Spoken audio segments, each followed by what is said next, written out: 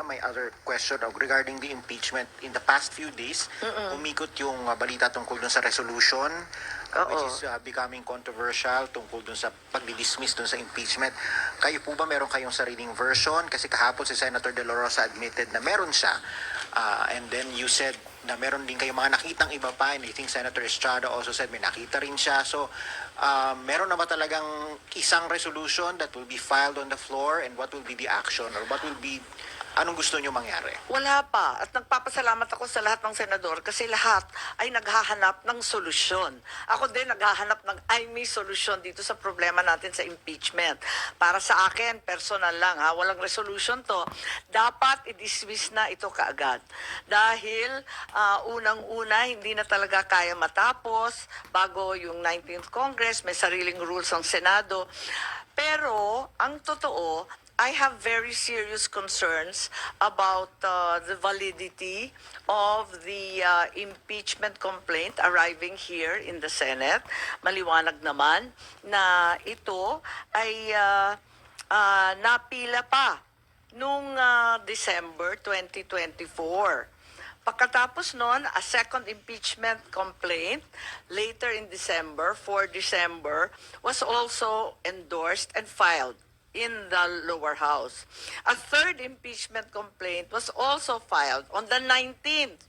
So, bale, 2nd December, 4th December, 19th December, andyan na, klaro na yung impeachment complaint na nandyan sa house.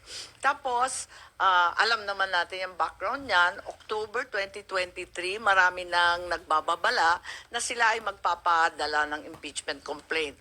Para sa akin, dahil dito, maliwanag na hindi nila ipinadala sa amin dito sa house kaagad-agad. Bakit? Ang tanong ko. Bakit wini-withhold?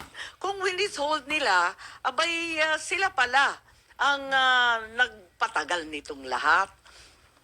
Despite the lapse of 2 months, no action was taken to transmit to the Senate or refer any of the first 3 verified complaints. Only on the 5th of February, a 4th impeachment complaint was endorsed and signed and finally sent to the Senate. So, para sa akin, kinakailangan alamin kung tama rin ang ginawa ng Kongreso. Sinasabi nila dinelay ng Senado. Ang akin, teka muna, sino ba talaga ang nag-delay niyan? At ngayon, violative na of the 1-year ban on filing impeachments. Ma'am, do you think it will cross over to the 20th Congress? Hindi nga ako naniniwala dyan kasi may ruling naman, may rules ang Senado. All pending matters and proceedings shall terminate upon the expiration of 1 Congress, may be taken up by the succeeding Congress as if presented for the first time. Klaro naman sa atin, kapag nagtapos sa June 11, ang 19th Congress, dapat mag-file ulit ang House of Representatives ng panibagong articles of impeachment. Tulad ng lahat ng ating mga batas, umaabot ng third reading, pag kinapos ang oras, back to square one. Ma'am, anong sagot nyo dun sa mga sa UP Law faculty, I think Senator De Lima, Senator Drilon, all of these other people who are insisting that you should conduct the trial in accordance with the Constitution dahil nga sabi forthwith? Palagay ko, mas importante sa iisang salita na forthwith, ang malawakang kapangyarihan na binibigay ng ating saligang batas sa Senado. So, sa palagay ko, maraming otoridad na nagsasabi hindi pwede at ginagalang natin sila, pero sa kabila nun, ang pinakamaliwanag, ang Senado, ang may kapangyarihan magdesisyon kung ano talaga. Para sa akin, kaduda-duda ang validity, ang tamang pagpadala at endorsement ng Congress. So, depende yan. Mauuwi sa botohan. Dahil alam naman natin, ang impeachment, hindi naman siya legal. It is a fundamentally political process. And it is an effort by politicians to find accountability, di ba? Kaya, ayun, ang kapangyarihan nasa kamay talaga ng Senado. Ma'am, sabi niyo dapat ma-dismiss na agad itong impeachment sa presentation ng articles of impeachment at pag-convene ng impeachment court. Ibig sabihin, para sa inyo, hindi na dapat umabot sa punto na yon, dapat i-impeach na, i-dismiss na agad?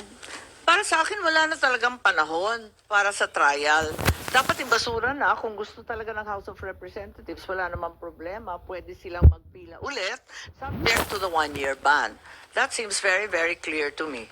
So, ano mangyayari, ma'am?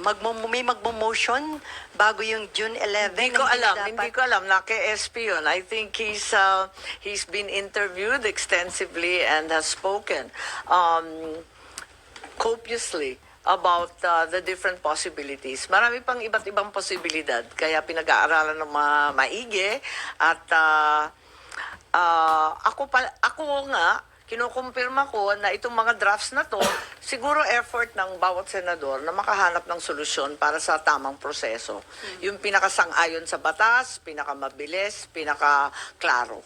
Kasi may mga nagsasabi na anumang legal issues o anumang issue concerning impeachment, dapat pag-usapan yun kapag nag-convene na kayo as impeachment court. Parang hindi nyo pwedeng pag-usapan during your plenary session, yung legislative session. Oo, maraming nagsasabi noon, pero yung pakiwari ko kasi, yung validity mismo na pagpapadala ng House of Representatives sa amin, kine-question ko eh. Kasi, bakit ganon? Postpone sila ng postpone, tapos hinuli talaga sa last day. Tapos kami ang sisisihin, nagde-delay. Teka nga, tignan ninyo yung mga datos. So ma'am, sa inyong office, na-establish nyo na invalid yung na-transmit o na-submit na articles with... Well, isang argumento yun. Maraming ang argumento. Kaya nga, inaanyayahan ko na mag-caucus ang lahat ng senador para maisaayos. Kasi narinig naman natin, iba naman yung opinion ng ating minority leader, si Senator Ontiveros. Pagkatapos may sariling kaisipan rin, si Senator Tolentino, nagdebate na sila sa floor. Hindi na kami sumali pagkat ang bawat senador may ibang ideya rin. Doon sa ilang mga resolution seeking dismissal ng impeachment complaint against BP Sara, aside dun sa office ni Senator Bato, sino pa po yung merong resolution? Hindi ko alam na marami kasing draft na pinapakita.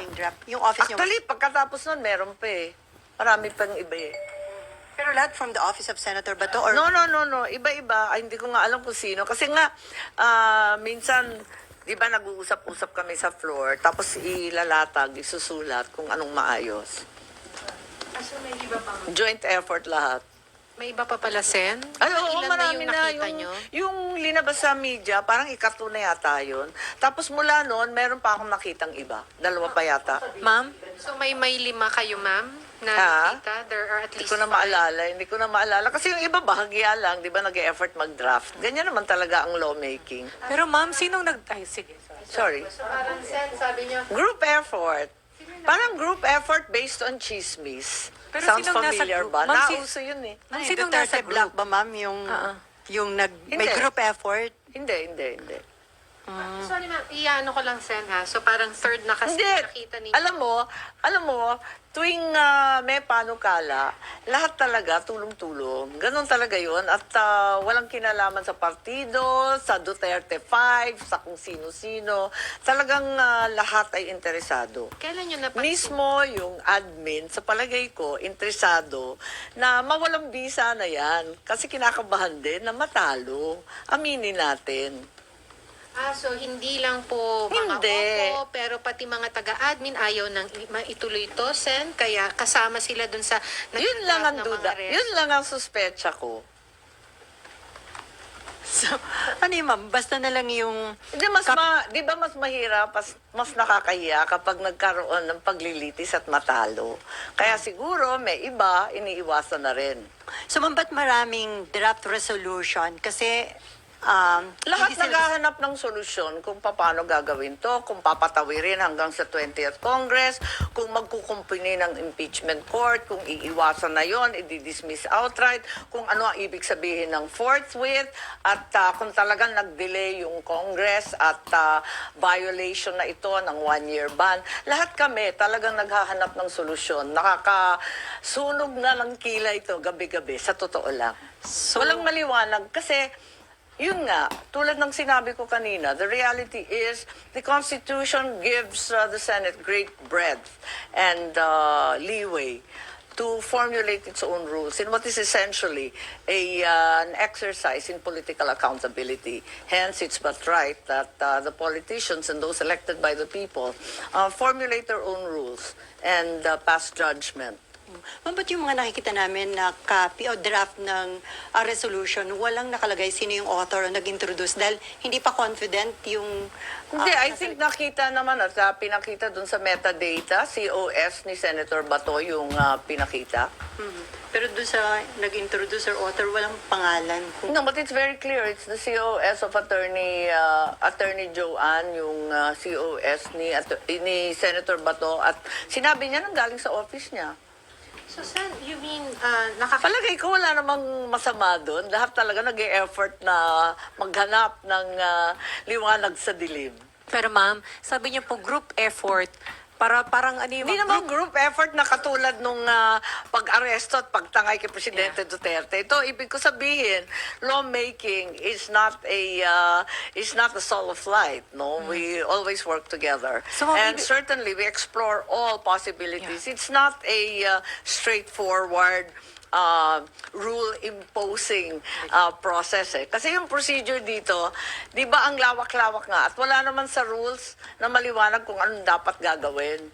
So kinakailangan alamin kung anong makakabuti sa atin. Opo ma'am, but ang direction ma'am ng lahat, quote-unquote lahat ay is to... Hindi ko towards alam kung dismissal? lahat. Hindi ko alam kung lahat. Ang akin lamang, ang duda ko, hindi lamang ang sinasabi o tinatawag na mga Duterte ang interesado sa pag-dismiss. Ang pakiramdam ko, mismo ang administrasyon ay may mga grupo na nagsasabi na wag nang ituloy at baka mapahiya lang sa numero. So ma'am, ang hinahanap ngayon ay yung remedyo or sabi niyo nga, ay solusyon Solusyon. para Yeah, hindi, ay parang walang solusyon. mapapahiya sa Ewan ko situation. yun lang ang pakiramdam ko. So, saan nakakita rin ba kayo ng reso na nasa admin side? Na sila yung nag-draft? May ganun ba? Kunya, Hindi, wala. Pinag-uusapan lang. At saka kanya-kanyang draft ng maliliit na provision, ganyan. And then, ma'am, sa tingin niyo makakakuha ng numero sakaling pabotohan na sa plan? Hindi ko alam.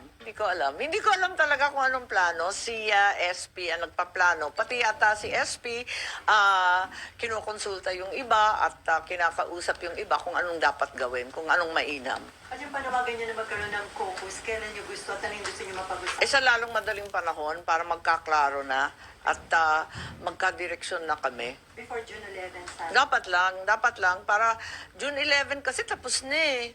but when you said groups, ma'am, na Hindi, linuloko lang.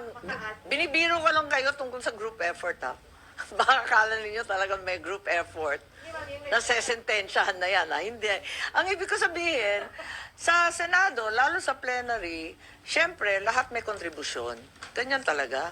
na ibig sabihin, ma'am, when you said yung groups, there are groups na nagsasabi na magandang wag nang ituloy kasi baka Naririnig ko. Are we talking about groups in the Senate? In the Senate and outside the Senate. So, we're talking about senators who are aligned with the administration? Marami. Pero paano yun, ma'am? May mga grupo din, like may mga nag-rally na mga nananawagan, convict Sara, dapat daw panagutin or harapin yung kaso. May mga Sa different sectors.